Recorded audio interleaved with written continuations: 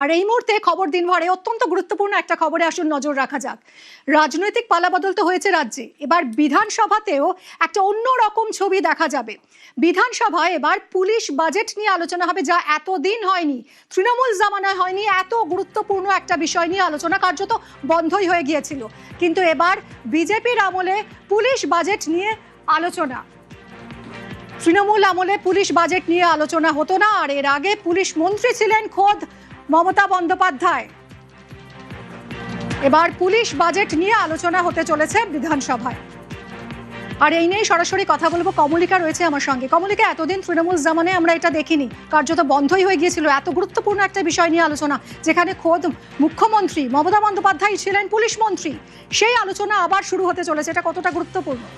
অত্যন্ত গুরুত্বপূর্ণ, কারণ পুলিশ বাজেট অর্থাৎ স্বরাষ্ট্র মন্ত্রকের যে বাজেট সেটা অত্যন্ত গুরুত্বপূর্ণ। এবং যখন বাম জমানা ছিল তখন একটা সময় যখন সাংবাদিকরা সেখানে যেতেন, তারা কিন্তু এই পুলিশ বাজেটে কি বললেন, অর্থাৎ স্বরাষ্ট্র মন্ত্রকের এই বাজেটে কি বলা হলো, কি আলোচনা হলো এবং কি মুখ্যমন্ত্রী বললেন, সাধারণত মুখ্যমন্ত্রী পুলিশ মন্ত্রী থাকতেন, তো কি বললেন সেটার দিকে সবাই মুখিয়ে থাকতো। কিন্তু 2011-তে পালা বদল হওয়ার পরে আমরা দেখতে পেরেছি যে আমরা দীর্ঘদিন ধরে বিধানসভা আমরা কভার করে এসেছি, এবং সেই সময় কোনো সময় কিন্তু পুলিশ বাজেট অর্থাৎ স্বরাষ্ট্র মন্ত্রকের এই বাজেট নিয়ে আলোচনা হয়েছে, বিরোধীদের বলতে দেওয়া হয়েছে, এইটা কোনোদিনই দেখা যায়নি। এবং গোটা 15 বছরই কার্যত পুলিশ বাজেট এমনি হয়ে গেছে। অর্থাৎ আমরা বলে আমরা মানে যে বিধানসভার যে অন্দরমহল, সেখানে আমরা হাসি ঠাট্টায় বলতাম যে এবারও পুলিশ বাজেট গিলোটিনে গেল।